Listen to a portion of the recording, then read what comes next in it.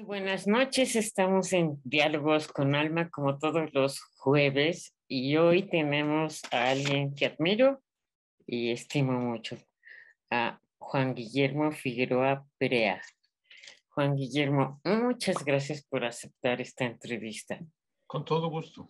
Siempre me ha gustado muchísimo tu trabajo y gracias por aceptar.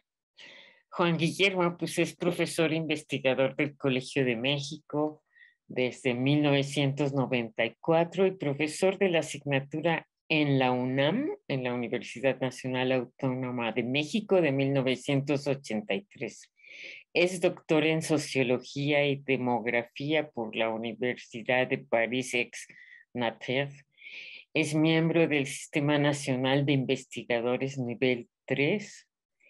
Y bueno, ha hecho varios libros, nos estaba platicando del último libro, pero bueno, tiene, por ejemplo, sus publicaciones, algunas reflexiones epistemológicas sobre varones y masculinidades enajenadas. El ser hombre desde el cuidado de sí, algunas reflexiones. Revista Latinoamericana de Estudios de la Familia número 7. Algunas reflexiones para dialogar sobre el patriarcado desde el estudio y el trabajo con el varón. Y masculinidades. Sexualidad, salud, sociedad en la revista latinoamericana. El riesgo de expropiar subjetividad como el dilema ético al investigar la diversidad sexual. Negligencia y omisiones de la jerarquía católica sobre derechos sexuales y reproductivos.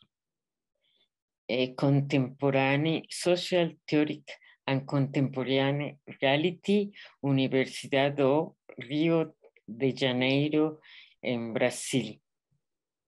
Voces silenciadas, hombres que viven violencia en la relación de pareja. En la ventana, estudios de género de la Universidad de Guadalajara. Y bueno, entre otros muchos libros. Bienvenido, vamos a ponerlo en el chat para que tengan su currículo completo. Bienvenido, gracias. Gracias, Juan Guillermo Figueroa Perea. El último libro que estábamos comentando ahorita, Religión, Género y Sexualidad, que acaba de salir en octubre de la UNAM. Ajá. Gracias, Juan Guillermo. Pues vamos a tratar los temas que generalmente trabajas tú, ¿no? Emociones en los sujetos del sexo masculino. Ay, ¿qué nos puedes decir de estas emociones de ustedes los hombres? Mira, para empezar, te agradezco la invitación y te voy a contar una primera emoción de un hombre con el que estamos conversando. Yo suelo decir cuando me presento que soy puma de corazón. Sí, siempre dices eso. Y lo digo no solamente como mucha gente cree que es broma, o mucha gente cree que simplemente porque le voy a los Pumas en el equipo de fútbol, ¿no? Pero no están equivocados, le voy a los Pumas y espero emocionadamente que hoy ganen. Dentro de una hora juegan las semifinales en México. Pero te lo digo y no es broma, porque en la UNAM, en cualquier nivel académico que una persona obtenga un título, licenciatura, maestría o doctorado, le piden al final del ritual del examen que prometan usar el conocimiento no para resolver los problemas de la humanidad, sino para compartir conocimientos, saberes, dudas, inquietudes que pudo haber construido, alimentado, enriquecido durante su paso por la UNAM, ¿no? Entonces, un elemento interesante de lo que me preguntas es muy frecuente que se hable de que los hombres no hablamos de las emociones, o que solamente hablamos de algunas y nos inhibimos en otras, y que incluso hay emociones válidas para el hecho de ser hombre y otras que son no tan permitidas, ¿no? Y pongo un ejemplo muy directo.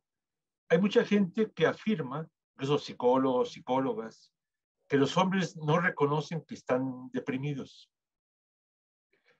Como que perciben los hombres en sus aprendizajes de género que la depresión es como una muestra de fragilidad o de vulnerabilidad y la asocian más como una experiencia de las mujeres. Irónicamente, una de las emociones que pareciera que los hombres tienen legitimidad para reconocer es estar enojados, ¿eh? Estar iracundos, es estar así como molestos, ¿no? Entonces hay gente que bromea, que ironiza diciendo, los hombres no nos deprimimos, los hombres nos encabronamos, ¿no? Como que se vale decir que estoy molesto, menos se vale decir que estoy Deprimido. deprimido, tristón, por ejemplo, ¿no? Eso es de mujeres. Y un argumento es que es decirlo, no únicamente es de mujeres, sino es pensar que es un reconocer vulnerabilidades. Entonces, a eso de las emociones de los hombres, por una parte, ocurre lo que acabo de plantear, pero hay autoras, autores que han investigado, bueno, de qué les molesta a los hombres, cuáles son los malestares de los hombres. Y con la intención, a final de cuentas, de acompañar al sujeto a que busque estrategias para resolver sus malestares.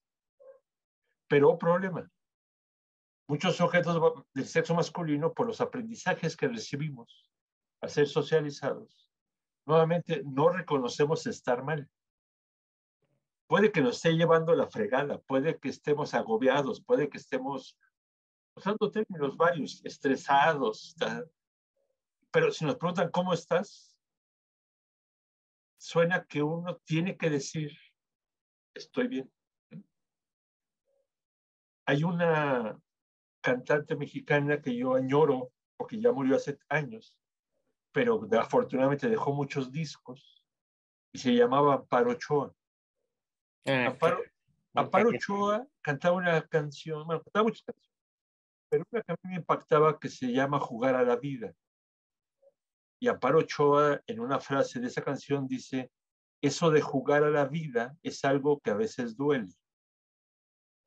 Yo muchas veces he parafraseado a Amparo Ochoa diciendo, eso de jugar a ser hombre es algo que a veces duele. El pequeño gran problema es que a muchos hombres nos enseñaron a no reconocer que algo nos dolía, sino que todo lo conteníamos, ¿no? Entonces, corremos a veces el miedo o reconocemos en conversaciones informales el miedo de que si yo digo que me duele, a lo mejor creen que ya no soy hombre. Entonces, es una gran contradicción preguntar por las emociones en los hombres, ¿no? Ahora, yo sí creo que manifestamos de muchas maneras las emociones, pero que de repente hay aprendizajes de género que nos permiten unas a ser reconocidas y otras no tanto porque son medio asociadas a la experiencia de las mujeres. Ajá. Entonces se vale enojarse o aparentar estar enojado cuando hay otras emociones, ¿no? Ah, pero deja contarte algo, porque por favor, uno de los temas que a mí me apasionan desde hace muchos años, como tema de investigación, es la paternidad. Y a mí me sorprende que la Organización Mundial de la Salud tiene establecida y difundida por todo el mundo una categoría que es la mortalidad materna. Ajá. Y se argumenta que la mortalidad materna es la muerte de una mujer durante el proceso de gestar. Pero cuando hablan del proceso de gestar, hablan de embarazo, parto y puerperio, los 42 días posteriores al parto, ¿no? Ya sea que la mujer se muere por el hecho mismo de haberse embarazado, durante el embarazo, un aborto, una interrupción, un parto, etcétera, o por el tipo de servicio de salud que reciba, ¿no? Y es tan importante esa categoría que las mismas compañeras feministas han defendido el derecho a generar las condiciones para que las mujeres, pues ellas dicen, no se mueran por ser madres. A mí me extraña, habiendo investigado muchos años comportamientos reproductivos, que no cuestionen que esa sea una buena definición de mortalidad materna. Esa es una definición como de mortalidad obstétrica. Es mortalidad en el embarazo, parto, puerperio. Nada más. Cualquier mujer que haya tenido hijos sabe que la maternidad no se acaba 42 días después del parto. ¿Sí? Pero yo dije hace un momento que me apasiona investigar paternidad. Entonces, a propósito de emociones, que fue lo que tú me preguntabas hace rato, yo investigo salud y mortalidad paterna, aunque casi nadie hable de ello. Y cuando hablo de salud, por ejemplo, hablo de que la OMS dice que la ausencia de enfermedad no es sinónimo de salud, sino la búsqueda de un equilibrio entre lo emocional, lo fisiológico y lo social. Así Entonces es. yo digo, ¿qué podría ser en términos de emociones la salud emocional en la paternidad para los hombres? O sea, si yo hablo de salud paterna, ¿qué le significaría gratificaciones, placeres, gratas emociones, no malestares a un sujeto que es progenitor, por ejemplo?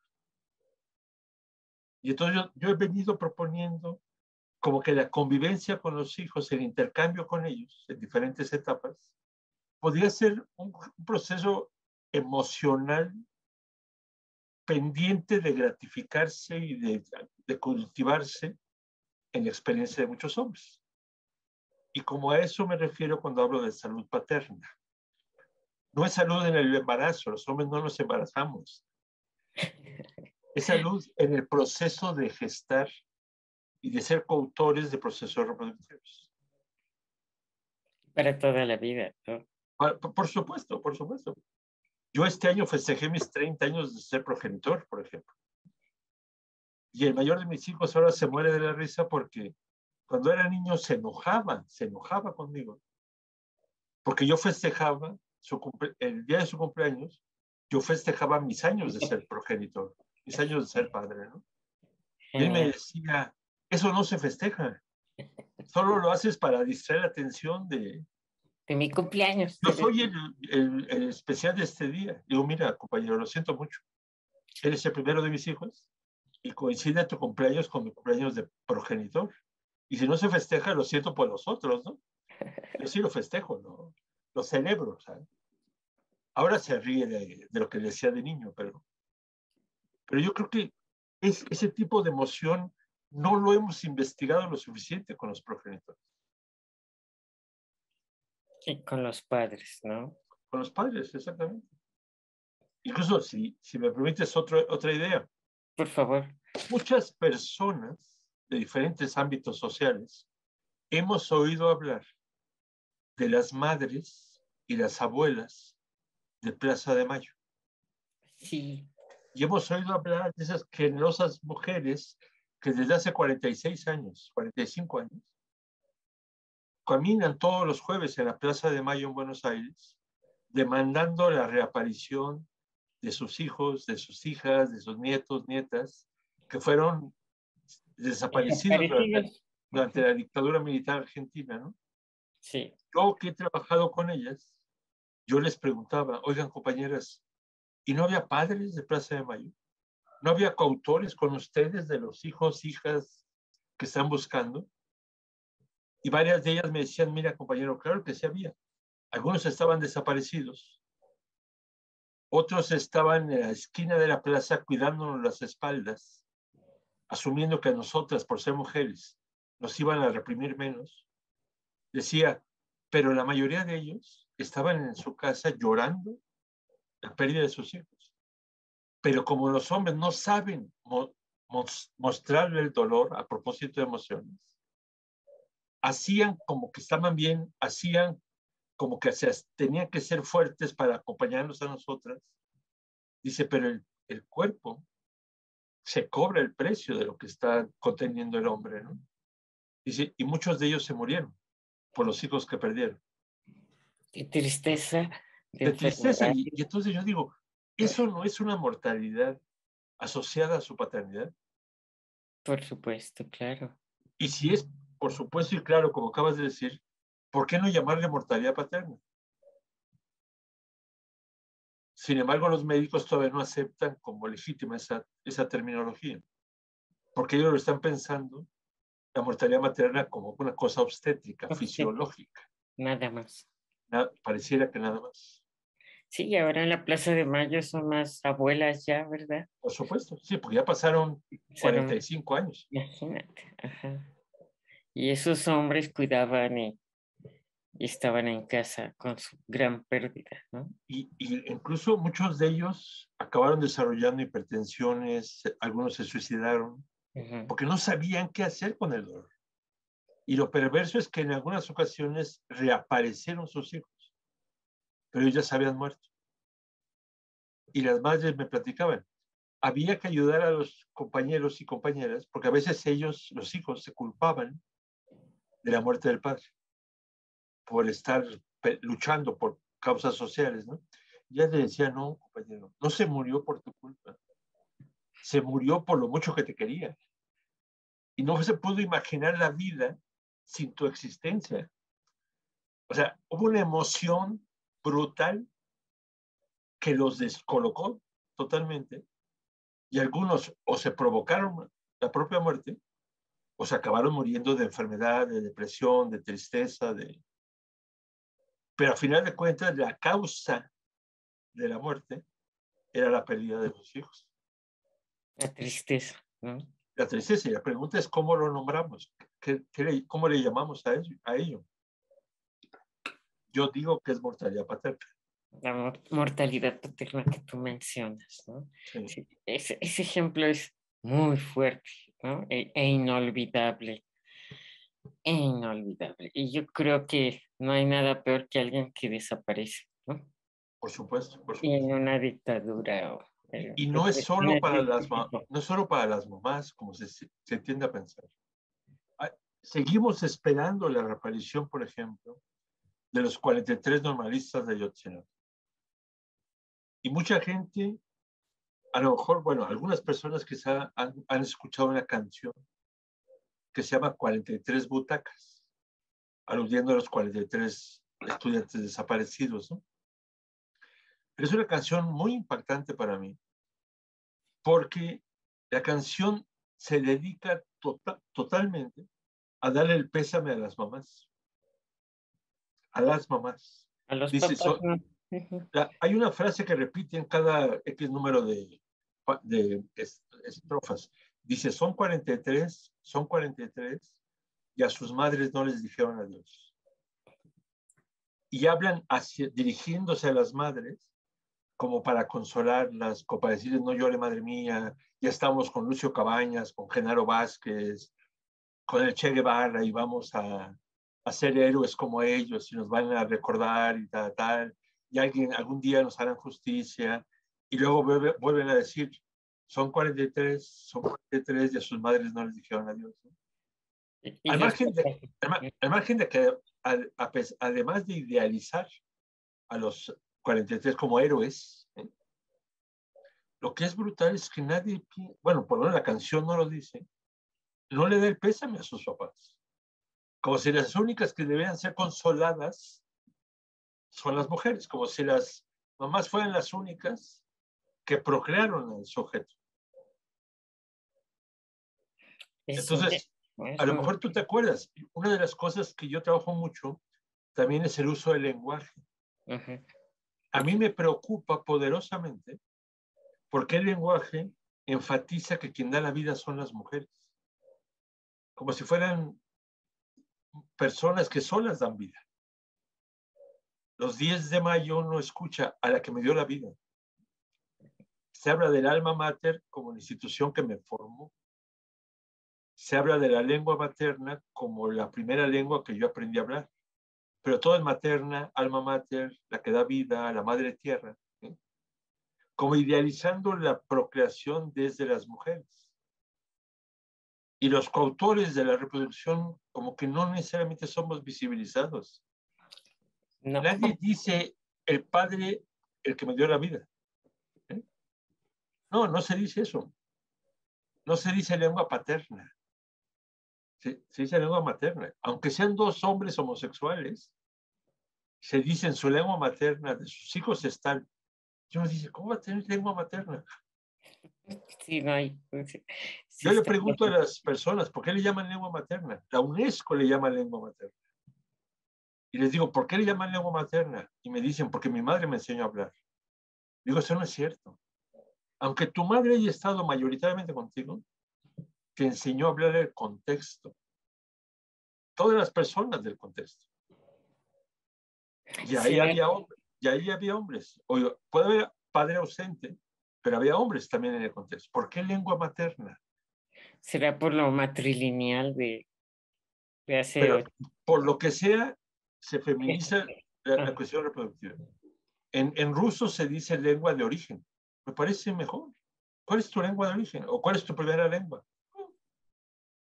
Pero ¿para qué adjetivarla como materna? Por eso te decía de los homosexuales. Imagínate dos homosexuales que tienen hijos, dos hombres homosexuales que tienen hijos. ¿Cómo que la lengua que mencionó mi mamá? Pues, ¿cuál mamá? ¿Sí? Que se diga lengua de origen y se acabó. O sea, su primera lengua. Que desfeminicemos eso. Y por ¿cómo? eso cuando trabajo paternidad, no es Ajá. solamente en la práctica de cómo lo viven los hombres, sino cómo nombramos las experiencias reproductivas de los hombres. ¿Y cómo te ha ido con estas propuestas, Mira, tanto con hombres como con mujeres? tiene reacciones diferentes. Es muy curioso. Mi compañera se llama Blanca y no es raro que yo hable de ella como la coautora de mis hijos. Entonces digo, Blanca, la coautora de mis hijos, y sigo diciendo algo. Algún día dialogando con médicos y médicas, una médica me dijo, oiga, doctor, ¿le puedo corregir algo que acaba de decir? Dije, sí, o sea, cualquier cosa que se pueda mejorar, adelante. Me dice, mire, yo no conozco a su esposa o a su compañera, como usted le dice. Dice, pero estoy segura que no es la coautora de sus hijos. Dije, a ver, dígame el secreto. ¿Cómo si no la conoce, sabe que no es la coautora de mis hijos? Dice, no, usted es el coautor de los hijos de ella, me decía esta médica. Dice, porque ¿quién parió? Dice, ustedes, los hijos son de ella, no de usted. Ah, Dicho por una médica. Entonces yo le decía, mire, qué interesante lo que me acaba de decir. Y acepto el diálogo. Dije, mire, Blanca y yo hemos llegado a escribir artículos juntos, artículos académicos. Dije, yo no creo que Blanca diga, yo soy coautor de ese artículo de Juan Guillermo, ni yo diría soy coautor del artículo de Blanca. Más bien los dos decimos, somos coautores de ese artículo. O sea, es un mismo producto que entre los dos lo gestamos. Entonces yo le decía, creo que no debía haber dicho la coautora de mis hijos, sino debe haber dicho la coautora de nuestros hijos. Ahora, lo interesante es que ella, cuando tú preguntas cómo me ha ido, ella me decía, no, doctor, se ve que usted no lo entiende porque no es hombre, que diga, porque no es mujer. mujer. Digo, no, pues si eso se necesita como requisito, pues no. Pero lo interesante es que hombres y mujeres que estaban en el evento estaban de acuerdo en que ambos éramos coautores. En la práctica, yo trabajo mucho con demógrafos y demógrafas. Muchos no están tan seguros de eso, porque me dicen, no, Juan Guillermo, porque los indicadores sobre fecundidad están centrados en las mujeres, porque las mujeres tienen certeza de los hijos que han tenido. Dicen, de los hombres no. Le digo, a ver, ahora, le digo, a mí no me preocupa pensar que hay hombres que no saben con certeza cuántos hijos tienen. Le digo, a mí lo que me preocupa es que tú por eso infieras que solamente hay que preguntar a las mujeres, porque entonces todas las acciones para regular fecundidad se dirigen a los cuerpos de las mujeres, como los anticonceptivos, los programas de planificación familiar, ahora llamados de salud reproductiva y demás, ¿no? Dije, no importa que haya hombres que no saben cuántos hijos tienen. Si tú habitúas a hablar con los hombres también, no únicamente con las mujeres, sobre sus experiencias reproductivas, puede que los hombres tengan como otro tipo de narrativas sobre cómo vivieron la reproducción. Entonces, en una primera etapa había muchas resistencias en términos negativos, de que era muy confuso lo que yo estaba proponiendo. Después de algunos años, hay mucha gente que me ha invitado a hablar de salud y mortalidad paterna. Y que me han dicho, mi padre se murió de mortalidad paterna, mi hermano, ahora que lo dices. Ahora, yo nunca había asociado a la paternidad con la muerte de mi hermano, o de mi tío, de mi padre. Entonces, los filósofos y filósofas del lenguaje, podemos decir que lo que no se nombra, uno acaba creyendo que no existe. Entonces, yo soy mucho de la idea de ir creando términos, sugiriendo términos, para tratar de visibilizar lo que creo que puede ser Lo que está en omisión, ¿no? Lo que está en lo que omisión. pasa, así, lo que se ha omitido. Omisión total. Entonces, poco a poco va generándose más aceptación de esas categorías. En un principio se enojaban mucho conmigo. Yo hablaba de derechos reproductivos de los hombres. Y me decían, qué aberración, ese es un derecho reivindicado por las mujeres para ellas. Le dije, no, no, compañeras, ustedes mismas dijeron que es un derecho que no depende del sexo de la persona. ¿Por qué ahora excluyen a los hombres?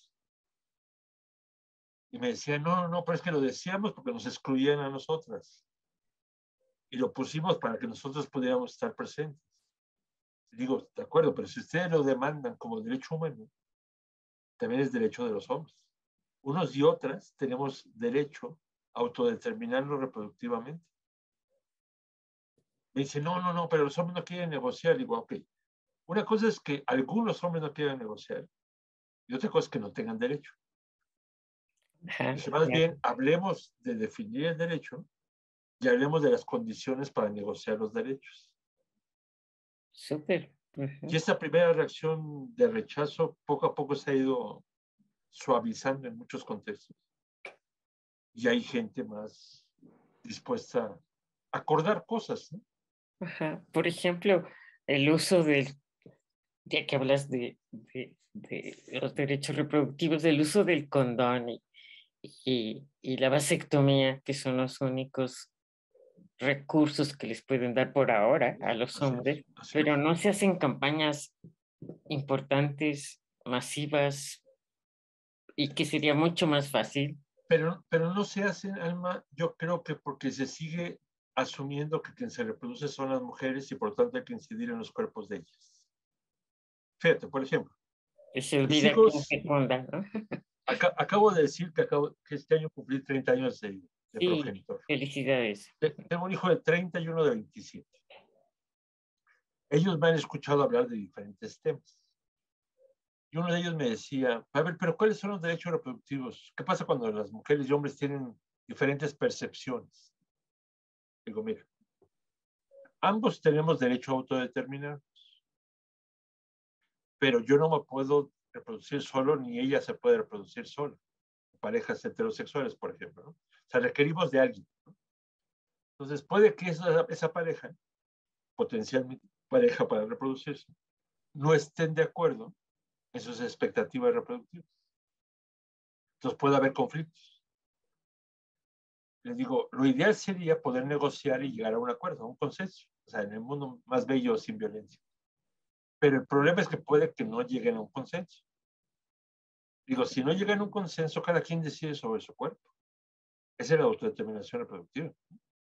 Si yo tengo una pareja y iniciamos un embarazo, por ejemplo, una pareja heterosexual, y ella de repente dice, ya no quiero el embarazo, y estoy en el momento para interrumpir. Y él dice, yo sí quiero. Pues hay un conflicto. Claro. Pero lo que yo les decía a ellos, y lo digo en muchos espacios, cada quien decide sobre su cuerpo. Yo puedo negociar, oye, ándale, mira, qué tal, pero al final de cuentas la última palabra la tiene cada quien sobre su cuerpo. Sí. De la misma manera, si ella no quiere embarazarse y yo quiero que se embarace, yo no puedo obligarla a que se embarace. Entonces me decían, suena muy diplomático lo que estás diciendo, me decía uno de mis hijos, pero ¿qué sucede si iniciamos un embarazo y ella quiere seguirlo y yo no quiero seguirlo? Y tú dices, cada quien decide sobre su cuerpo, luego de negociar. Dice, vamos a suponer que yo digo, ok, respeto tu derecho a seguir con el embarazo, aunque yo no quisiera. Pero me decía uno de ellos con cara incluso de preocupado. Me dice, pero cuando nazca me va a pedir pensión. Le digo, tiene derecho a pedirte pensión, compañero. ¿De quién es el producto? ¿Quién lo gestó? Me dice, pero yo no quería. Bueno, si no querías, pues anticonceptivos, compadre. Claro. O sea, prevén tú el mismo hecho del embarazo. Porque si delegas en ella, de alguna manera también estás delegando en ella el derecho a la última palabra. Claro. Y entonces, como que de repente a algunos les genera sentido.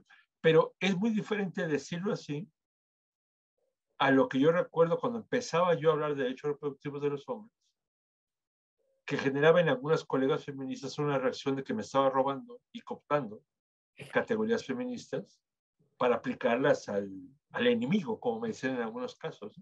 Ay. Yo les decía, no, camaradas, es de otra manera como lo estoy imaginando. Y ha sido muy difícil, ¿no? Para Mira, establecer estos nuevos conceptos. yo no diría que muy difícil, pero no es así como ligeritos. Hay que construir muchos diálogos y escuchar muchas opiniones. Y tener mucha paciencia, porque no es nada raro que yo empiezo a hablar de derechos reproductivos de los hombres y me dicen, un hombre machista. No, compañera, pues déjame argumentar como que estoy entendiendo por eso, ¿no? Cuando en los 80s yo empecé a trabajar como ayudante de investigación de una demógrafa, a principios de los 80s, nadie hablaba de comportamientos reproductivos de los hombres. Nadie hablaba de derechos reproductivos de los hombres. Se hablaba mucho en los 80s de prácticas abusivas de las instituciones de salud que esterilizaban a las mujeres sin su consentimiento, Sí. que les ponían dispositivos sin su consentimiento. Entonces, yo a mediados de los 80s coordiné el diseño conceptual de una encuesta para documentar nacionalmente la esterilización forzada en México. Y entonces, cuando lo documentamos y sacamos una encuesta muy rigurosa, muchas compañeras feministas, y puede parecer pedante lo que voy a decir, me buscaron para conocer. Querían saber cómo era posible que alguien, hombre, generara datos duros para acompañar a las mujeres feministas. Y entonces, en ese momento yo era como el amigo entrañable de las colegas feministas, ¿no? Porque generaba información para acompañar la causa de los derechos reproductivos de las mujeres, ¿no? Pero cuando empecé a filosofar, yo decía, ¿y dónde están las experiencias reproductivas de los hombres? Y cuando empecé a hablar de derechos reproductivos de los hombres, simplemente como una extensión de derechos humanos, me decían, ya no eres tan amigo de nosotras. Dice, ya, porque pareciera que te acercaste a nosotras como para robarte nuestras categorías y nuestro discurso. Yo decía, no, camaradas, es un derecho de ambos. Trabajemos por la negociación de derechos. No se resuelven conflictos negándole derechos a una parte, como que es medio absurdo, según yo, ¿no? Bastante. Entonces, digo, no es facilito el camino, pero tampoco es así tan dramático. Tiene sus complicaciones, ¿sabes? Pero felicidades por promover todo esto, porque hace una equidad en muchas áreas, ¿no? Filosóficas, Ojalá. demográficas, antropológicas, sexológicas, de género, feministas, las masculinidades. Es muy importante todo tu aportación. Mira, yo creo que algo que ayuda en mi experiencia es que vengo de la filosofía. Y en la filosofía te habitúas a cuestionar, no a cuestionar tal cual, a reflexionar sobre los supuestos de las categorías con las que construyes la cotidianidad, tu interpretación de la cotidianidad. Entonces, muchas preguntas que yo hago no es porque yo tenga las respuestas, sino quiero tratar de entender los supuestos de lo que se está trabajando. Y a veces hay personas que se incomodan porque entienden la pregunta como que estoy descalificando lo que están diciendo. Y Y digo, no, no, estoy tratando de entender. O sea, un tema que trabajo menos, pero que recientemente me han pedido mucho que lo comparten en reflexiones, es sobre violencia. ¿Cuántas personas no conocemos que hace 14 años se estableció y se reconoció en la Ciudad de México una ley para reconocer a las mujeres el derecho a una vida libre de violencia, ¿no? Y entonces, pero yo de repente les pregunto, oigan, es muy interesante esa ley, pero ¿ustedes creen que los hombres tengamos derecho a una vida libre de violencia? Muchas veces, como no se nombra así, la primera reacción es decir, ay, otra vez robándote las categorías feministas. Digo, no, a ver, espérense. Si yo analizo los datos estadísticos que escuchamos todo el tiempo sobre los homicidios a mujeres, pues son inquietantes, ¿no? Se hablaba antes de la pandemia que había entre 10 y 11 homicidios diarios a mujeres. Recientemente aquí han hablado, ahora que fue el Día Internacional en contra de la violencia hacia las mujeres, casi dicen se ha duplicado. Es muy grave. Una muerte, 2 muertes al día sería gravísimo. 10 o 20 son mucho más graves. Pero yo les digo que, pero déjenme preguntarles algo. Si yo reviso los datos del INEGI, los datos de los ministerios públicos, los datos de las fuentes de cuando se registran las muertes, lo que he encontrado en los últimos 30 años, desde el 90, es que cada año el 80% de los homicidios, de las víctimas por homicidio, son hombres, no mujeres. Es decir, por cada 20 mujeres asesinadas hay como 80 hombres asesinados. La primera reacción es creer que lo estoy descalificando, el caso de las mujeres. Y peor todavía, que estoy queriendo decir que es más grave de los hombres. Digo, no. Porque la mayor parte de quienes matan a los hombres y a las mujeres son hombres. Eso te iba a decir, que la diferencia es esa, ¿no? El agresor o Sí, el no estoy asesino. diciendo que las mujeres estén matando a los hombres, pero digo, a ver, Uh-huh. es tan alto el porcentaje de homicidios de los hombres que los demógrafos, colegas míos del Centro de Estudios Demográficos de Colegio de México, que trabajan en el tema, han documentado desde antes de la pandemia que ha venido disminuyendo la esperanza de vida de los hombres en México por los homicidios. Y esa esperanza de vida solamente disminuye en la historia con guerras mundiales o con grandes epidemias. Y desde antes del COVID, desde antes de la pandemia, ya estaba disminuyendo. Entonces yo les digo, no estoy diciendo ni que sea más importante lo de los hombres, ¿no? Y aparte hay muchísimos más suicidios de hombres que de mujeres. Sino estoy diciendo, no les extraña que no haya una acción política explícita, una política pública, un programa que diga aguas porque los hombres se están matando en proporciones impresionantes. Y les digo, ¿no será que los hombres nos hemos habituado tanto a convivir con la violencia, que hemos naturalizado incluso la violencia que recibimos, y que por eso con cierta, yo no diría que facilidad, pero con mucho más frecuencia ejercemos violencia contra las mujeres? ¿No será por ahí parte de la explicación? Lo que Rita Segato describe como pedagogía de la crueldad, que inhibe la compasión en los sujetos hacia quien violentan, pero incluso yo digo, inhibe la compasión hacia uno mismo cuando es violentado. Entonces les digo, miren, yo no estoy diciendo que nada de lo que están haciendo sea importante, es muy importante. Yo estoy diciendo, ¿qué sentido creen que tendría que abogáramos porque los hombres peleáramos por reivindicar nuestro derecho a una vida libre de violencia? Los hombres. Seguramente nos habituaríamos a no convivir con la violencia, a cuestionar cuando alguien nos violenta, aunque sea otro hombre, y potencialmente acompañar a reducir la violencia contra las mujeres. Sí, porque sí se mueren muchos hombres violentados por otros hombres, ¿no? Esa es una causa. Luego el alcoholismo, el tabaquismo y los accidentes y las peleas, ¿no? Las peleas entre hombres, los conflictos. Por eso es que tú debes de conocer, y yo le recomiendo a quien escuche esto, un libro que publicamos en el Colegio de México hace 14 años, que se llama Sucede que me canso de ser hombre. Uh-huh. Es un libro de muchos autores. Y una de las cosas que se muestra en mucha literatura sobre la salud de los hombres es que el aprendizaje de ser hombre es un riesgo para la salud de los hombres. Es un riesgo para la vida de los hombres, para la sobrevivencia de los hombres. Y eso es perverso, o sea.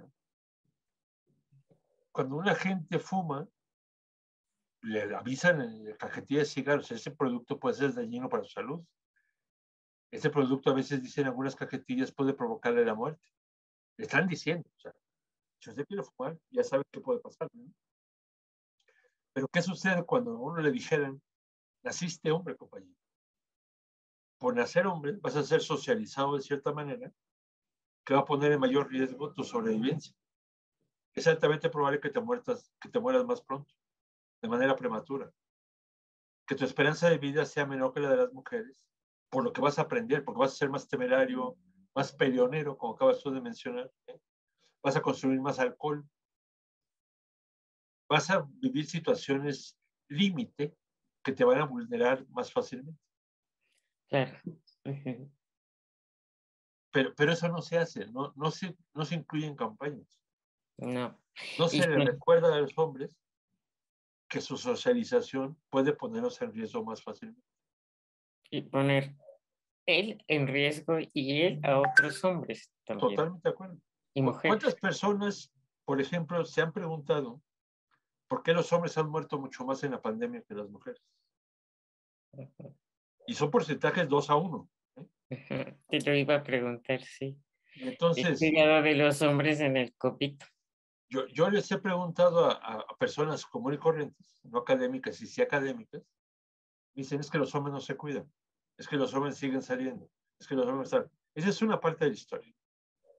Pero algunos siguen saliendo no por irresponsables, algunos siguen saliendo por ser proveedores, igual que muchas mujeres. O sea, pero hay quien sí reconoce, por gente cercana, que hay un descuido en el propio cuidado. Eso es cierto. Pero lo que yo aprendí durante la pandemia, dialogando con clínicos y con literatura de clínicos, es que el sistema inmunológico de los hombres, ese XY famoso, es más frágil que el XX. Sí. El sistema inmunológico de los hombres envejece más rápido. Sí, menos genes, menos genes. Y en todas las infecciones virales que ha habido en la historia se ha visto eso. Entonces, literalmente, un hombre que poco se cuidó llega en peores condiciones a la vejez, con comorbilidades, como ahora todo el mundo habla, ¿no? Si además de eso tiene un sistema inmunológico menos defensivo, o sea, menos fuerte que el de las mujeres, es más fácil que el hombre se muera más rápido. Pero eso me lo dicen los clínicos y sus textos.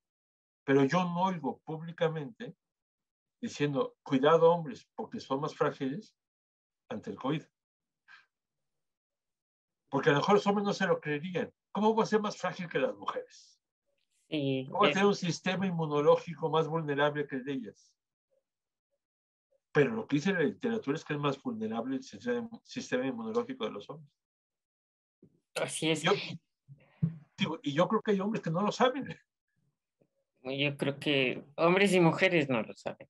Así es. La mayoría de hombres y mujeres. Y tú a veces citas a Lidia Cacho en estas frases de ¿y si los hombres hablaran? ¿No? ¿Te acuerdas? Sí, fíjate, hay una cosa muy interesante, muy dolorosa, de un libro que publicó Lidia Cacho. Uh-huh. Muchos de sus libros son dolorosos, como Los Jardines del Edén y demás, pero en este caso Fuertes. es un libro que se llama Los hombres, ellos hablan. Ellos hablan. Uh-huh. Ellos hablan. Los jóvenes, algunos llamados millennials, que a mí no me acaba de gustar la categoría, los jóvenes dicen hashtag ellos hablan. Yo les digo, eso no es hashtag, eso es gato, ellos hablan. En mi época se llamaba gato. Pero es lo de menos. Ella invita a hombres adultos a contar sus recuerdos de vínculos con su padre. Eso sí, sus vidas en la Son, infancia y sus vínculos con su progenitor. y no es broma. Yo leí casi todo el libro en un día que estaba esperando en el hospital a uno de mis hijos porque lo operaron de la nariz. O sea, no era una cosa difícil ni mucho menos, pero se llevaba su rato, ¿no? Yo lloré como loco leyendo ese libro. Incluso cuando Blanca llegó a verme, me dijo, ¿qué le pasó a Sebastián? Dijo, no, a Sebastián no le pasó, a Sebastián es el nombre del hijo, ¿no? Sí, peligro. Pasó mis emociones. Son Lo que los relatos. hombres, lo que los hombres se guardan en las experiencias Por, vividas por, en las infancias con por el supuesto. peligro. Hay un hombre que dice, yo soy empresario y me secuestraron. Y di por hecho que me iban a matar, que no me iban a regresar con la familia. Estuvo como 3 meses secuestrado. Dice, después de un mes, mes y medio, empecé a tener pesadillas. Y mis pesadillas, una de ellas era, la más brutal, que violaban a mi hermana queridísima, decía él, y a mí me amarraban para no defenderla. No podía yo protegerla. Y me despertaba sobresaltado y a la noche siguiente volvía a soñar lo mismo. Entonces ya no quería dormir, me decía, ¿no? En el relato. Después de 3 meses lo libera. Entonces llega a su familia, se abrazan, se consuelan. Y se pasa la primera noche, duermo, y en la mañana voy a la cocina para tomar un café. Y estaba mi hermana, ¿no? Esa hermana con la que yo soñaba, ¿no? Pero ya en corto nada más ella y yo. Entonces dice, ella me preguntó que cómo me había tratado, que cómo había estado durante la experiencia del secuestro. Y él le cuenta la pesadilla. Y de repente la hermana le dice, ¿quién te dijo que eso es una pesadilla? ¿Cómo? Sí, sí, sí, eso nos hacía mi padre cuando éramos niños. Dice, mi padre te amarraba, te tenía para que no me defendieras, porque tú querías defenderme. Dice, yo no sé cómo lo borraste de la memoria. Los psicólogos me han dicho, pues, para defenderse y sobrevivir, ¿no? Claro, Seguramente lo borró del disco duro, lo puso en el lugar más recóndito, y así es. quizá con el riesgo de saber que se iba a morir durante el secuestro, pues como que uno hace revisión de su vida, ¿no? Ujú. Y eso era lo que soñaba. Wow, y Entonces, apareció. uno lee eso y dice, ¿por qué se quedó callado? O sea, no juzgándolo, ¿no? Sino como tú decías, ¿cuántas cosas no habrá que los hombres nos quedamos callados?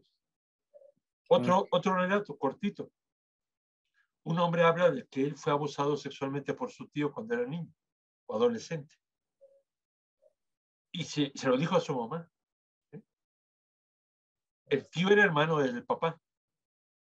Y se lo dijo a la mamá y la mamá le dijo, mira, bueno, la mamá lo consoló, dijo, quiero hacerte una sugerencia, pero tú decides qué haces.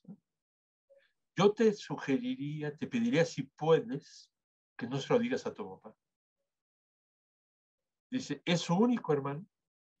Y además, tu abuelo, el papá de esos dos sujetos, abusó de los dos, de tu papá y de tu tío. Y me lo contó tu papá. Dice, él ha hecho lo más que puede por salir de eso, de esa experiencia, y por no heredar ni reproducir el machismo de su padre, o sea, de tu abuelo. Dice, si puedes no decírselo, no se lo digo. Los Porque capaz secretos de que mata a su hermano, o sea, capaz de que lo truenas de todo lo que ha querido remontar. Entonces, uno ve esa historia y dice, qué bueno que Lidia Cacho le puso como título, ellos hablan. ellos sabrán, sí, Pero ahora la pregunta es, ¿qué hacemos con cuando lo que ellos hablan, hablan con lo que hablan.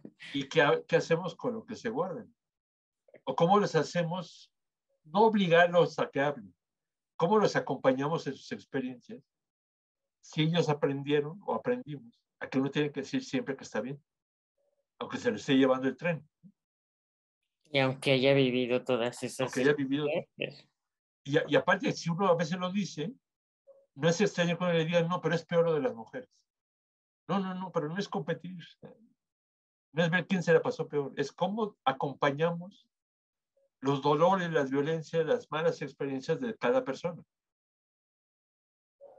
Y hay muchos hombres que me lo han dicho. Yo no me meto en detalles porque yo quiero acompañar a mi compañera, que no se preocupe.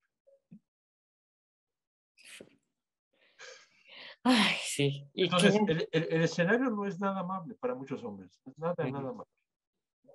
Nada, es muy violento. Este país tiene, a mí me preocupa porque el grado de violencia aquí es impresionante. Sí. Juan Pero yo Guillermo. insisto en lo que decía hace rato del derecho de los hombres a una vida libre de violencia. Yo he Sí, platicado con mucha gente joven, hombres jóvenes, preguntándoles si han vivido violencia, pero no en investigación, en reuniones informales con unas cervezas de por medio. Y no es extraño que me digan que no han vivido violencia. Conversando, no como académico, sino como amigo de ellos, les he llegado a preguntar si se han peleado alguna vez. Y muchas veces me dicen varias veces, ¿no? El mismo que me dijo que nunca había vivido violencia. Y no los corrijo ni los... Y les digo, oye, ¿por qué te peleaste? Y aquí me dice, por defenderme de alguien que me estaba molestando, por ayudar a un amigo a poner en su lugar a una tercera persona, o bien, como pasa a veces en los estadios, por el gusto de pelearme con alguien, por el placer de madrearme con alguien, ¿no? Y les digo, oye, ¿y cuáles fueron las secuelas físicas de las peleas? Y me dice, mira, pues tengo el tabique de la nariz desviado. Otros me dicen, tengo un diente menos. Y hay quien llega a decirme, pues a un día hasta me conmocionaron, ¿no? De un tubazo o lo que fuera. E insisto, sin corregirlos, sin regañarlos, les digo, oye, pero no me dijiste que no habías vivido violencia. Y lo impresionante es que hay jóvenes de 20 y tantos años que me dicen, violencia, violencia no fue. Es parte del ser hombre. Y wow. cuando les digo, oye, pero Como una entonces, identidad, ¿no? sí, les digo, ¿a qué sí me dirías, a qué sí me contestarías que has vivido violencia? Me dice, pues si me secuestran, si me torturan, si me cortan un dedo. Es decir, un umbral de violencia impresionante. El extremo. Entonces, yo sí creo que es muy necesario reflexionar sobre cómo los hombres nos... Mucha gente usa la palabra naturalizar la violencia, pero ya yo creo que es muy compleja. Hay que hablar como de cómo aprendimos a convivir con la violencia. Y Asumirla no como parte, verla, y no así, verla, ¿no? así es, asumirla y proyectarla como parte de la convivencia cotidiana Y no verla como violencia, sino y no verla como problema, así sino es. como ellos me dicen, es parte del ser hombre. ¿A poco tú no has peleado? Me dicen. O sea, porque de repente se sienten como puestos en un espejo. Y a pesar de que es una conversación amable, sin necesidad de, no es terapia, no es investigación, es conversación de amigos, punto. Ujú. Y el contraste que hay entre el cuidado de, de él y la omisión en el cuidado de la experiencia del hombre, de sí.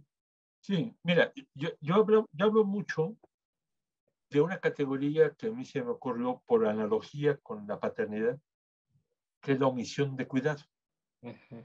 Un querido colega, algunas personas que escuchen posiblemente lo conozcan y lo hayan leído, Luis Bonino, muy conocido por mucha gente por un texto que escribió sobre los micromachismos.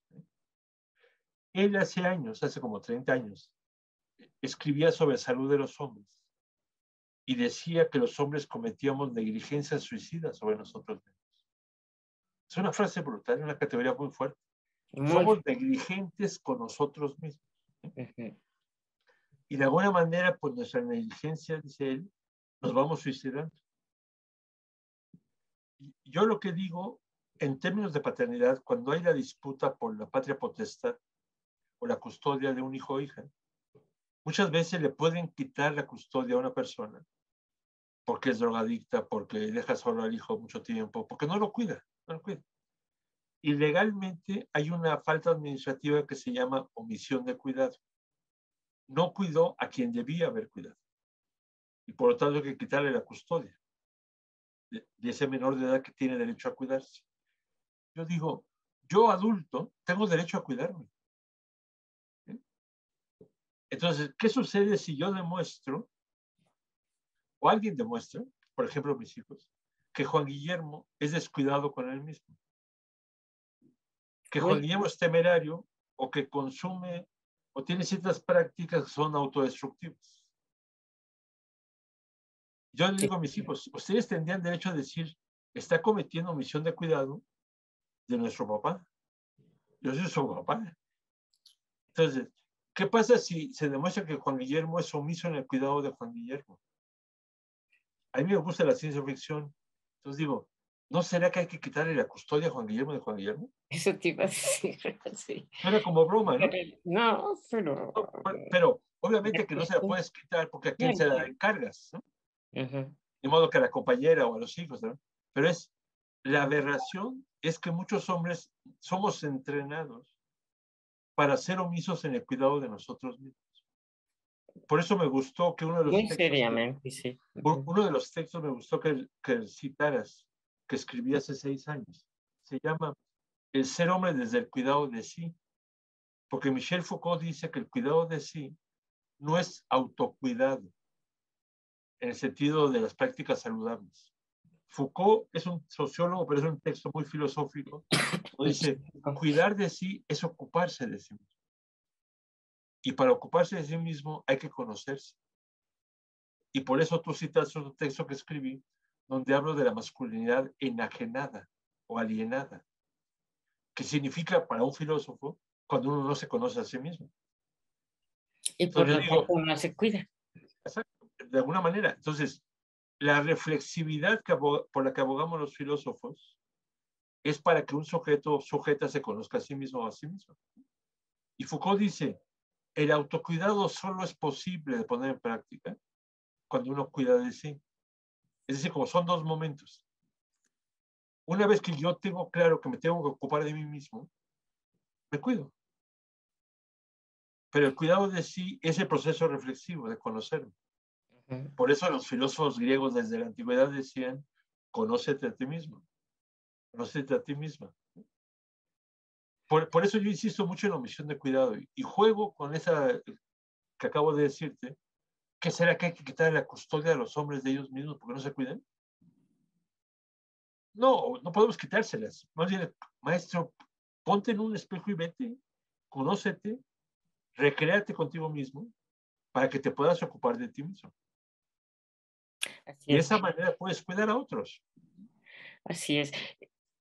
Juan Guillermo, ¿qué temas se ponen en más riesgo los hombres para hacer omisión del cuidado de sí mismos? Mira, hay una vertiente de reflexión que trabajé con una colega chilena que le llamamos la fragilidad de los invulnerables, la salud de los hombres. Wow. Es decir, Son los hombres somos frágiles porque nos creemos invulnerables. Es probable que tú y que algunas personas que escuchen este diálogo recuerden que en 2018, hace 3 años más o menos, en febrero del 18, la Secretaría de Salud, el ISSSTE, el IMSS, hicieron una campaña que dijeron de ser el mes de la salud de los hombres. Y hubo promocionales en el radio, en la televisión y en camiones de pasajeros en las calles, ¿no? Una de las frases más repetidas era, hasta los superhéroes se enferman. Sí. Cuídate. Y luego de que lo hicieron, me invitaron a una conferencia para que les hablara de la salud de los hombres, que yo investigo. Pero la compañera que me invitó me dijo, ¿podrías comentarnos qué opinas de nuestra campaña? Porque estaban muy orgullosos de la campaña. Le dije, a ver, pero aguantan vara de lo que voy a decirles. O sea, es constructivo, no es el mal plan. Y dice, sí, lo que tú piensas. Dije, miren, no me acaba de gustar que digan hasta los superhéroes se enferman, porque le están dando por su lado a los hombres que son superhéroes. ¿Por qué no decir, como no eres superhéroe, te puedes enfermar, compañero? Al revés. Sí, Porque si no es similar a los promocionales de M-Force y todos esos, ¿no? Que dicen, no al que no puede, sino al que quiere más. A lo mejor el otro ya no puede ni con el almidón. Pero dicen, no es que no dudo que puedas, sino que ese producto es para que puedas más. Es decir, no están recuperando una condición humana que es ser frágil, vulnerable, acotado, finito, ¿sí? Sino que le están dando por su lado a los sujetos de que son superhéroes, de que todo lo pueden, de quién sabe qué, ¿no? Entonces yo creo que a tu pregunta, hay muchas problemáticas a las que se enfrentan los hombres, que son por creerse invulnerables. Soy temerario porque me creo invulnerable. Soy imprudente al manejar porque me creo invulnerable. Consumo alcohol de más porque creo que yo aguanto. Pero las estadísticas del INEGI son brutales. Hay una estadística, una gráfica que yo conseguí para una conferencia, que es el porcentaje de hombres, mujeres o mujeres que provocan accidentes como conductores. En el imaginario colectivo, todo el mundo dice que las mujeres manejan peor que los hombres. Lo dicen las mismas mujeres. Tenía que ser mujer. Tenía que ser mujer. Y yo les pregunto, ¿y cómo sabes que alguien maneja mejor que otro? Y la respuesta curiosa es que me dicen, es que los hombres saben más de mecánica. Los hombres quieren más a su coche. Digo, pero por eso no maneja mejor. Saber más mecánica no es sinónimo de manejar mejor. Cuando yo veo los datos de cuál es la distribución por sexo de los conductores que provocan accidentes en México, el 80% son hombres. El 80%. No quiere decir que el 20% sean mujeres, ¿eh? Mujeres son como 10, 12%. Y hay un margen de 8 o 9% que se fugó el conductor. No se sabe el sexo. Pero cuando se sabe el sexo, el 80% de los que generan accidentes, el conductor era hombre. Porque hay una imprudencia al manejar. Por un creerse invulnerable, por un creer que pueden controlar las situaciones. Algunos deben recordar un accidente de motos en la carretera de Cuernavaca. Muy reciente, muy fuerte, que hubo varios muertos. Lo que, si uno va a Cuernavaca, y yo voy relativamente con frecuencia por salud pública y por la UNAM, el máximo límite de velocidad son 110. Porque no es una carretera como la de Querétaro, que es directa, plana. Es de curvas, es muchas curvas. 110, quizá máximo 120 en algún trámite. Esas motos iban a 220 kilómetros por hora. Sí. Iban jugando carreras en la carretera cuando se accidentaron. Y quienes se murieron fueron hombres.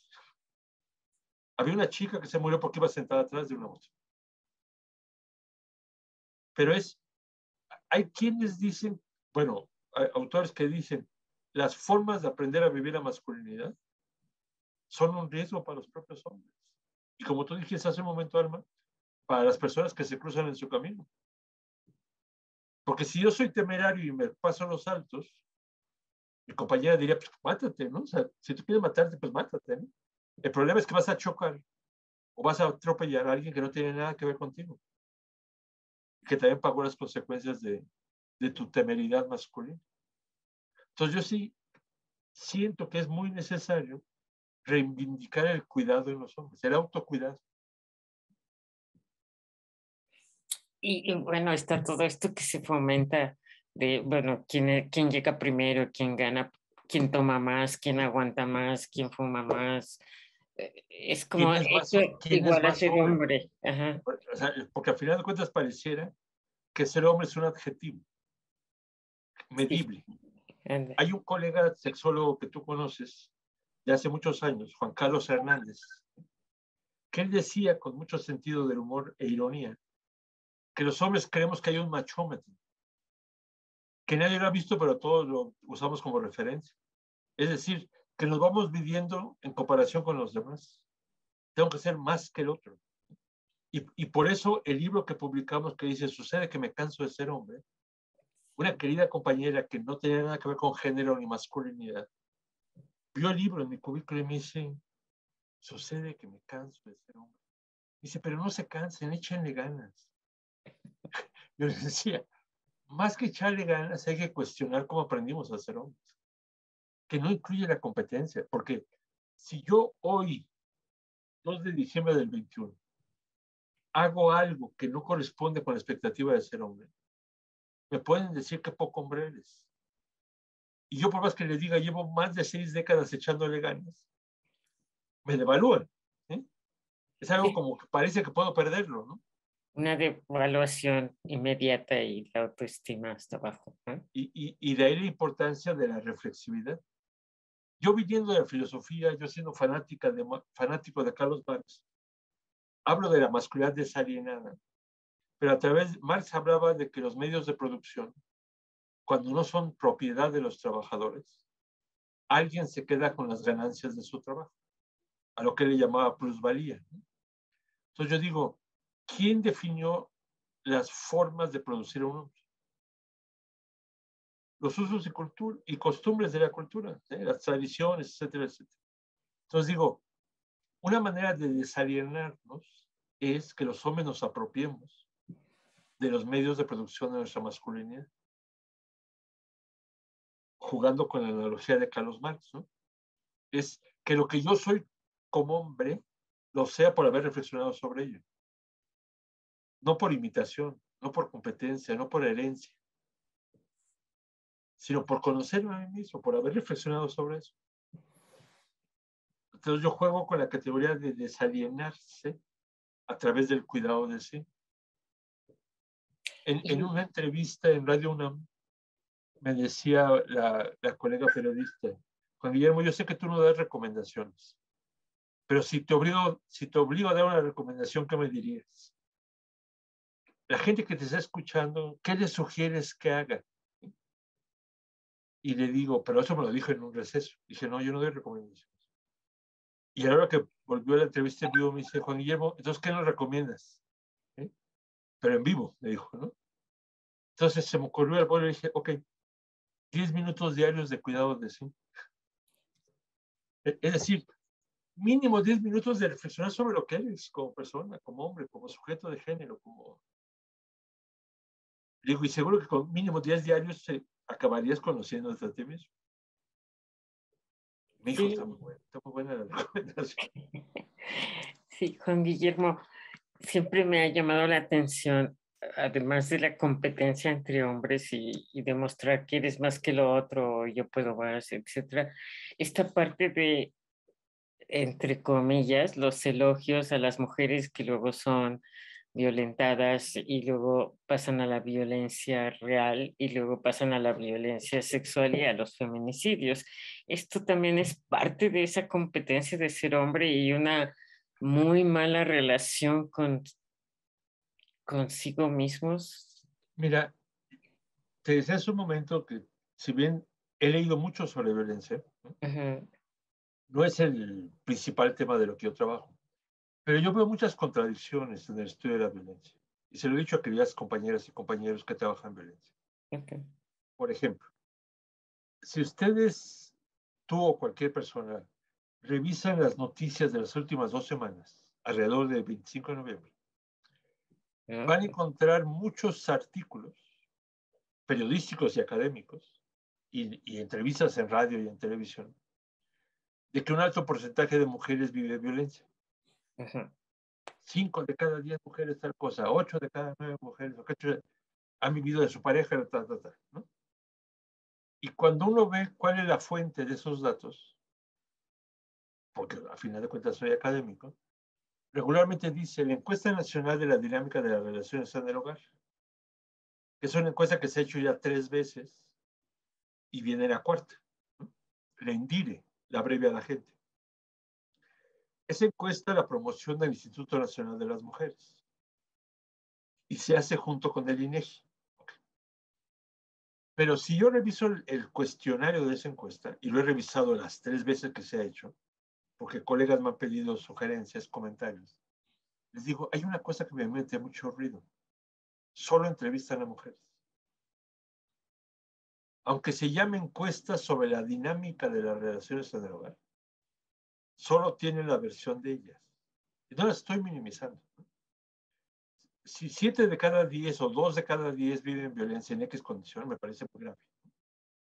Pero como alguien que alguna vez supo mucha estadística, porque yo soy matemático, aparte de filósofo, yo les digo, oigan, ¿y cuánta violencia han vivido los hombres? No, Juan Guillermo, eso no es importante. Eso no es tan urgente. A ver, pero ¿cómo saben que no es importante? ¿Cómo saben que no es tan urgente? Si yo le preguntara a los hombres, como le pregunto a los jóvenes amigos de mis hijos, ¿han vivido violencia? todos se han peleado. ¿Eh? No me asusta, porque afortunadamente están vivos. ¿Eh? Pero digo, nos hemos habituado tanto a la violencia que de repente tenemos un imaginario muy curioso sobre las mujeres que viven violencia y que aguantan violencia.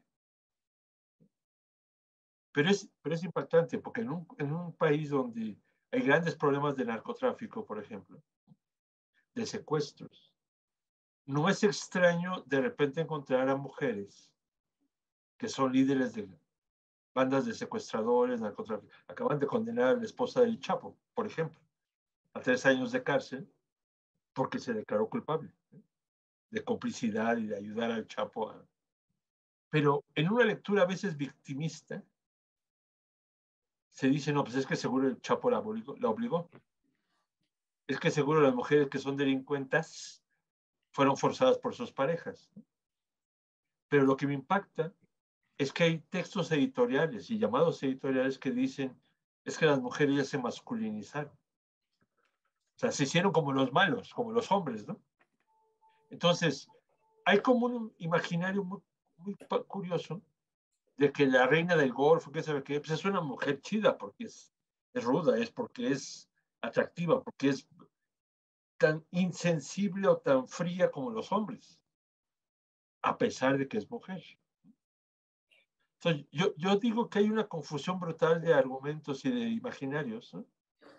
Porque seguimos reproduciendo discursos de que masculino es lo malo. Y no estoy inventando. Ayer, 1 de diciembre, Rita Segato estuvo en el Colegio de México. ¿Eh? Antier. Oh, oh, me la Recibió, perdí. Ujú, recibió un premio ujú. del Colegio de México y dio una conferencia. ¿No? Yo solo pude escuchar 10 minutos porque tenía una reunión en la UNAM. Pero sale una nota ayer en la jornada donde dice, el problema es la masculinización. La masculinización de los cuerpos corporativos como la policía, incluso hasta en las universidades. Y dice, la masculinidad es obediente y las mujeres no lo son. Entonces, mire, eso es lo que dice la reportera que dijo Rita Segato. Yo quiero escuchar el audio, ¿no?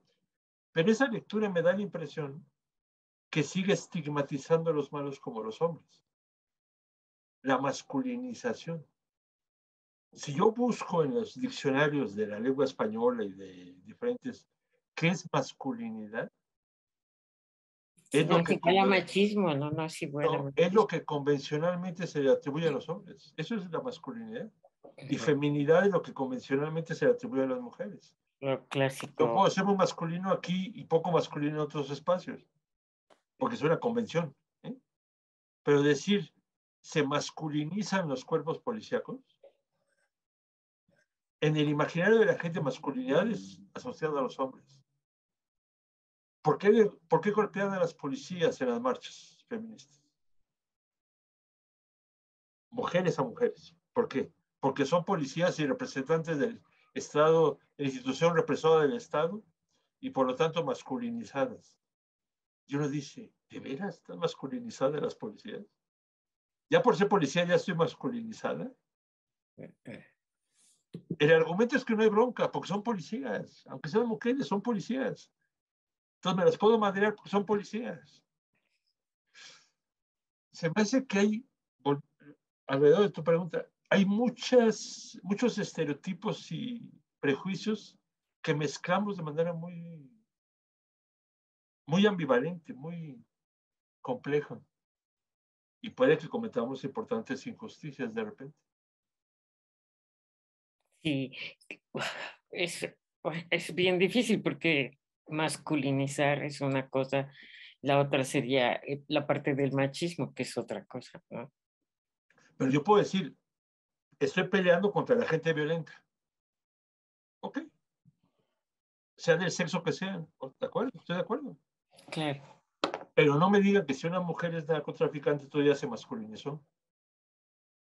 Es una delincuente. Esta narcotraficante, esa secuestradora. Pero ¿por qué Yamal se masculinizó? Ok. Ese es el problema, porque en el imaginario lo masculino es lo de los hombres, aunque los que estudiamos en masculinidad decimos que es otra cosa, pero en el imaginario colectivo, cotidiano, ser masculino es parecerse a un hombre. Y parecerse a un hombre parecería que es el uso del poder, Normal, así es, y el el, uso de la el violencia. poder sobre otra persona, ¿no? Yo no sé si hay gente de bueno, seguramente de diferentes edades que pueden escuchar esto, pero Sí, cuando yo era adolescente, hace 40 años, 50 años, era frecuente decir que si un hombre era muy amable, se decía, es toda una dama. sí. Y Por ahora favor. digo, perdón la expresión, ¿y por qué chino es una dama? Es Porque amor. es, porque es suave, porque es gentil, porque es amable. Y digo, pero ¿qué tiene que ver con, por qué no dice gentil, amable, dulce, en vez de decir es toda una dama? Yo tuve una alumna colombiana a la que quiero mucho, Mm, que el 10 de mayo de un año, cuando ella era mi alumna, me mandó un correo y me dijo, felicidades en tu día. Y dije, 10 de mayo, mi día, o sea, como que no me molestó, pero dije, qué curioso. Cuando vi quién me mandaba el correo, dije, ah, es fulanita colombiana. A lo mejor en Colombia hoy es otro día, es diferente, ¿no?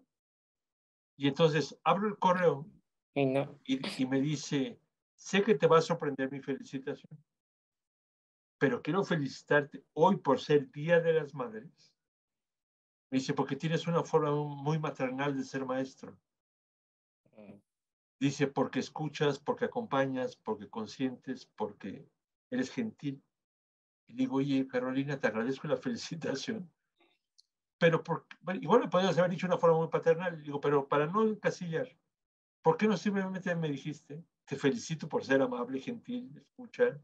¿Por qué el adjetivo de maternal? Digo, no me molesta. Ahora, ella no estudiaba conmigo masculinidad, sino Ya, metodología. ok. Entonces me dijo, mira, Juan Guillermo, a mí no me vas a contar tus historias de la masculinidad.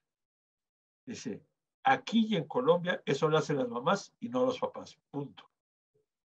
Entonces sigo diciendo que tienes una forma muy maternal de ser maestro. Yo creo que esos estereotipos, digo, yo agradecí la felicitación, pero esos estereotipos encasillan muchas cosas en los debates y en los diálogos. Y pueden Y, generar prejuicios, estigmas, reproducir de manera como forzada, ¿no? y hablas tú de la autopsia verbal, ¿no? Fíjate, qué bueno que lo comentas. Es- Hay una categoría que yo he venido trabajando mucho hace 13, 14 años, que es la mortalidad paterna. Y de repente hay muertes que no son tan obvias que fueron relacionadas con la paternidad, incluso con la maternidad. Yo aprendí con colegas psicólogas brasileñas y con antropólogas mexicanas lo que son las autopsias verbales. Las mexicanas, colegas del CIESAS, por ejemplo, en Chiapas, como Graciela Ferreira, usan las autopsias verbales para tratar de interpretar por qué se murió una mujer por muerte materna, como ella le llama. Entonces, una autopsia verbal, piensa en el juego de palabras, es una autopsia a través de un diálogo, pero obviamente que no es con la persona fallecida, con gente cercana a la persona fallecida, para tratar de entender por qué se murió. ¿Por qué se murió? A eso se llama autopsia verbal.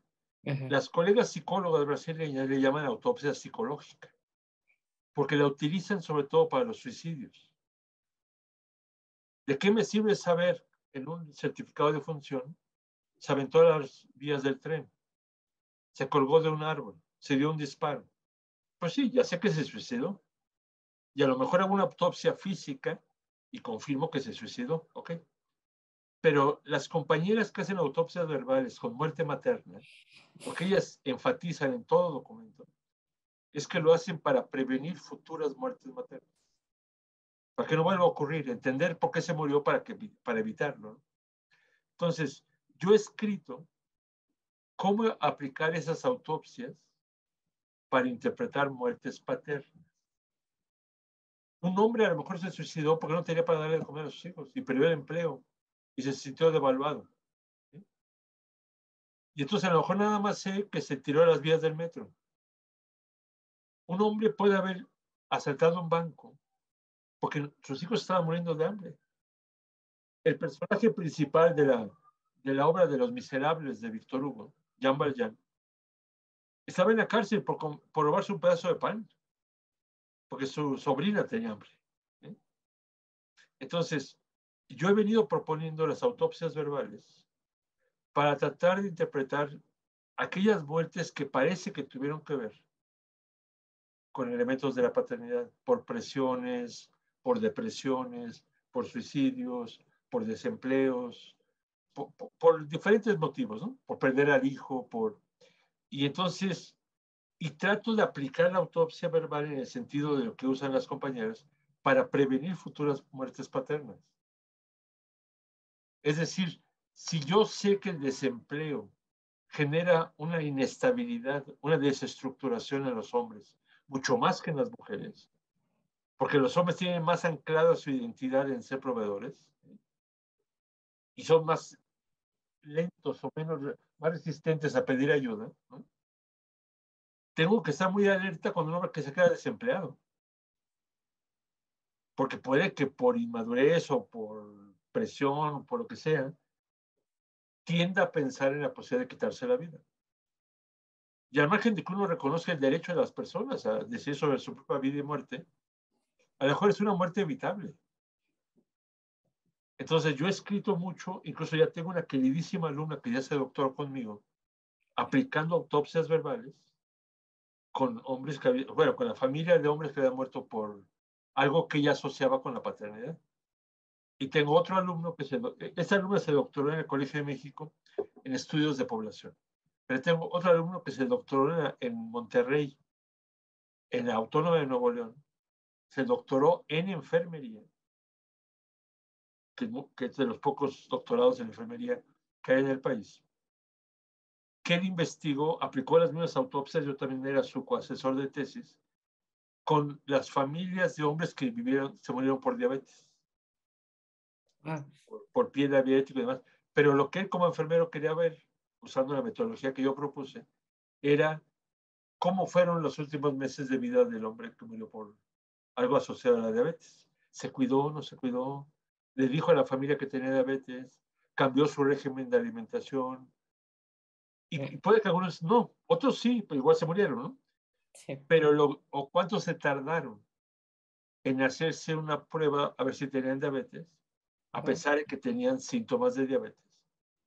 Y cuando se hicieron la prueba, ¿fueron por los resultados? ¿Comían diferente? No, No todos, no, no afortunadamente. todos. Pero es un recurso muy interesante. Muy. Porque si yo identifico el tipo de reacciones que tienen los hombres, como lo hizo este compañero, sobre una información de que tengo diabetes, puedo implementar estrategias para acompañar a hombres que tienen diabetes y potencialmente ampliar, o sea, extender su esperanza de vida. Porque tener diabetes no es sinónimo de que me muero inmediatamente. Se puede vivir con cierta calidad de vida sin importar que no tenga diabetes, siempre y cuando haya ciertos cuidados. Y siempre y cuando yo reconozca en mi entorno que tengo diabetes. Porque para que entiendan mis compañeros de casa, de familia, mis amigos de trabajo, que no puedo comer ciertas cosas, porque son mortales para mí. Mortal, sí. Pero si yo me lo guardo, si yo no les digo a nadie que tengo diabetes, pues Te sirves el refresco y con ron y la soy mucho torta. más vulnerable, soy mucho más Mucho. propenso a morirme de diabetes. Entonces, a eso me refiero con autopsias verbales, a dignificar el aprendizaje de la muerte de alguien para que otros con padecimientos o problemas similares pudieran no morirse tan rápidamente. Para prevenir sus muertes, para ampliar su esperanza de vida. A eso, a eso le apuesto promoviendo las autopsias verbales. Estupendo. Y Y quitar como la palabra de identidad con masculinizar con violencia, ¿no? Por supuesto, perdón. Es algo terrible. Yo le digo a las personas que, o sea, yo no soy psicólogo, pero dialogo con muchos psicólogos. Entonces, de repente en broma, a veces en reuniones de amigos, de familia, y les digo, ¿en qué piensas cuando te digo violencia? Me dicen en hombres. Digo, un pequeño problema. Es en automático. Ujú. Entonces, incluso yo he escrito sobre violencia sexual, sobre pederastia. La gente cree que quien violenta sexualmente necesariamente es un hombre y violenta a una mujer. Eso es el imaginario de muchísimas personas. Pero en la pederastia, los principales víctimas de pederastia son hombres, son niños, niños del sexo masculino. ¿Por qué no se nombra de esa manera? ¿Por qué no se nombra que los niños del sexo masculino son potenciales víctimas importantes de violencia sexual? Voy a decir algo que puede ser políticamente incorrecto, pero estoy muy acostumbrado. Hace como 5 o 6 años se publicó en Estados Unidos, en una universidad reconocida, un libro que se llama Family Secrets, Secretos de Familia. Secretos. Ujú. Y es un trabajo sobre el incesto en México. Ujú. La autora es mexicana, el trabajo es sobre Puebla. Pero ella es investigadora en Estados Unidos, creo que era su tesis de doctorado, lo escribió en inglés y se publicó en inglés como libro. Una editorial mexicana me invita a dar un comentario sobre el libro en inglés para ver si se traduce al español en México y se publica en español. El libro es muy bueno, muy sensible, muy riguroso, y aparte es muy amplio porque documenta tanto incesto contra mujeres como contra hombres. Ah, Y es ok. un extenso capítulo, por ejemplo, de 80 páginas que le llama Las narrativas de los hombres. Es un libro como de 500 páginas, pero hay unas 70, 80 sobre lo que la experiencia de los hombres víctimas de incesto. Se publica en español porque tenía mucha calidad y era muy pertinente tenerlo en México en español. Pero lo publican una editorial, se llama Secretos de Familia, literalmente. Pero le pide a una queridísima amiga feminista, es una mujer que yo respeto mucho, que haga el prólogo. No digo su nombre, pero busquen el libro y verán quién escribe el prólogo. Ella escribe el prólogo y dice, el incesto es un problema de las mujeres. El incesto es un problema de las mujeres que además se silencia y por silenciarse, algo que quise hace rato, acaba en muchos casos detonando agresiones permanentes y finalmente feminicidios. Y hace todo el relato de su lectura del libro y al final pone entre signos de admiración por una vida libre de violencia para niñas y para mujeres. Y yo lo leí y me pasó lo mismo que con la canción que le daban el pésame a las mamás. Yo decía, ¿y los papás? Yo leí el prólogo, porque lo compré en español, porque me decía, alumnos prefieren leerlo en español que en inglés. Y dije, ¿y dónde está el capítulo de los hombres? Pareciera que era políticamente no correcto que una feminista dijera, es un problema también de los hombres. Y o sea, la compañera tenía toda la libertad del mundo de escribir lo que se le pegara. Yo decía, si fuera su conferencia, que hable de sus prioridades. Pero alguien le pidió un prólogo de un libro que alguien más escribió, Ay, mujer, mujer la autora, que reconoce y documenta incesto contra los hombres. Y la prologuista lo desapareció. Entonces, yo de repente creo que los estereotipos pesan en los académicos, en los activistas, en las activistas. No, no, no, eso no es importante. ¿Por qué no es importante decir eso? ¿Por qué no es importante nombrar eso? No, no, no, porque no está en mi agenda. Sí, pues es tu agenda, pero y la otra, y los hombres, esos sujetos, no tienen derecho a una vida libre de violencia. Esos que fueron víctimas de incesto que entrevistó la autora, ¿por qué negar, por qué borrarlos en el prólogo del libro? Y decir, este libro muestra que el incesto es un problema de las mujeres. No es cierto, no es solamente de las mujeres. También de hombres que son violentados por otros hombres. Y bueno, ahí Pero hay no solo por otros hombres, ¿eh? También por también. mujeres. Ok, sí, el libro. Por eso digo, mi lectura es de alguien que es filósofo. Entonces pregunta, analiza supuestos, pero a veces evidenciar supuestos es incómodo. Ujú. Y hay personas que se molestan, que sienten que uno lo está descalificando o que lo está evaluando, ¿no? Y uno dice, no, la pregunta del filósofo, de la filósofa, es para entender mejor, según esto. A veces puede ser incómodo, ¿no? Ok. Pues, ¿te parece que pasemos un pequeño PowerPoint y abramos micrófonos para la gente que nos acompaña después? Juan Guillermo, ¿te gustaría comentar algo más? Saber cómo van los Pumas. Ah, no es cierto, pero apenas van a empezar. Van como media hora. Si alguien me puede decir cómo van, se los agradezco. No nos dicen, todos están aquí escuchando. Pues pasamos el PowerPoint y abrimos preguntas y respuestas, si te parece bien. Adelante, Muchas adelante. gracias por la confianza y por darnos. Dice Gustavo que están 0-0. Ah, bueno. Gustavo sí está atento. Es Puma, por supuesto. Juan Guillermo Figueroa Perea. Perea, en Diálogos con Alma, y era un homenaje, pero nos prohibiste que pusiéramos la palabra homenaje de No, tu no les trabajo y prohibí, nada más dije, trayectoria. sugerí que lo quitaran. Así es que muchas gracias, Juan Guillermo Figueroa Perea. Me encanta la foto que estás así, me encanta, que está en el colegio.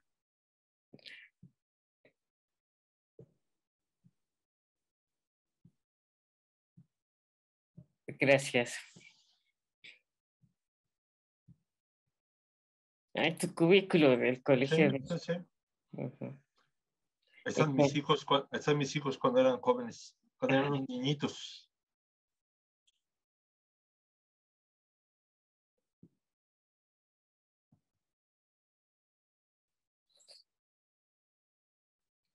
Ok, ¿quieres comentarnos algo de? Sí, esos son libros que he compilado, coordinado con, a veces solo, a veces con colegas, todos ellos en el Colegio de México.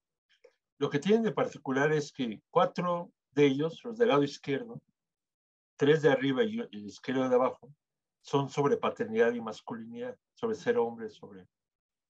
El extremo derecho del lado de abajo es sobre la salud de las mujeres. También he trabajado un poco sobre la salud de las mujeres. Y el del centro abajo y el del lado extremo del lado de arriba.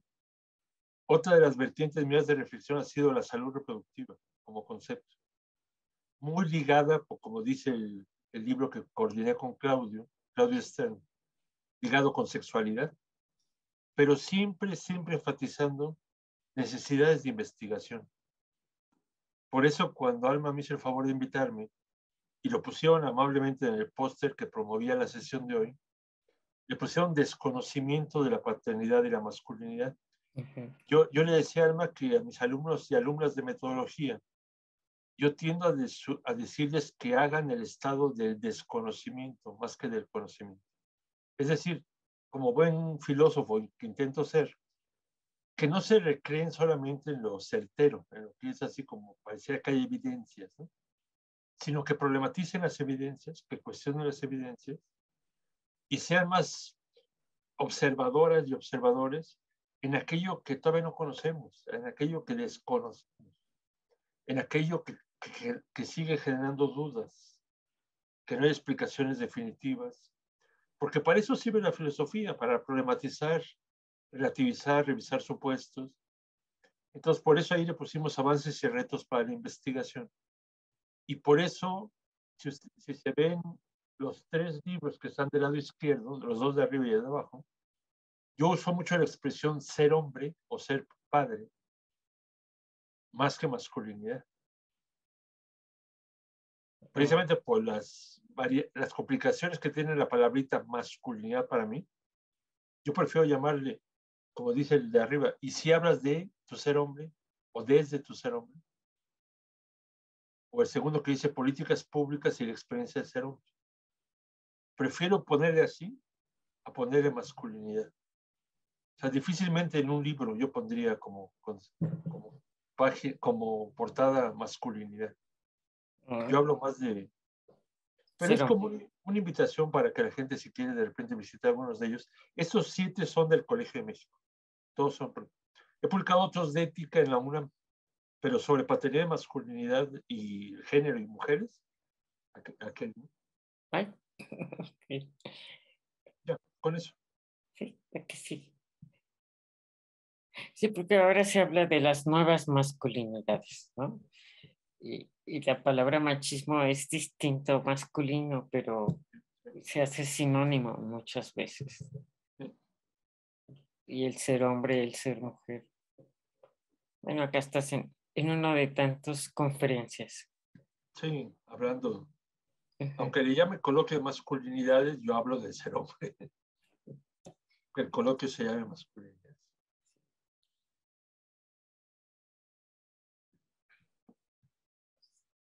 Sí, esa foto, bueno, esa foto es interesante porque yo trabajo cosas de religión también, de discurso religioso. Y este era un evento sobre una cátedra de teología feminista. Mm. Porque precisamente de los libros que he hecho sobre ética, yo he trabajado mucho con las compañeras de Católicas por el Derecho a Decidir, Ah, sí. que Ujú. tratan de evidenciar la manipulación del discurso religioso por los jerarcas de la institución. Y esta foto es de una cátedra de teología feminista, o sea, de incorporar la lectura feminista al estudio y la interpretación teológica de los objetos que estudia la teología.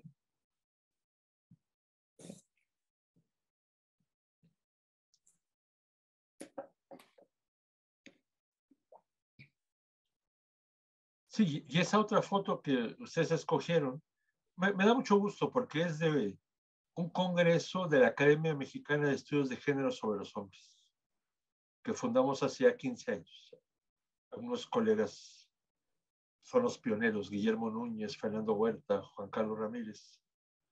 Pero hemos permanentemente alimentado discusiones sobre los sujetos del sexo masculino, pero enfatizando como sujetos de género, que no nacimos como somos, sino que hay una socialización que nos transmitió un aprendizaje de género, ¿no? Ujú. Y que si lo aprendimos, potencialmente podríamos confrontarlo, problematizarlo y resignificarlo. Algunos le llaman nuevas masculinidades, otros le llamamos masculinidades desalienadas, otros le llaman alternativas, pero al final de cuentas es revisitar esos aprendizajes del ser hombre.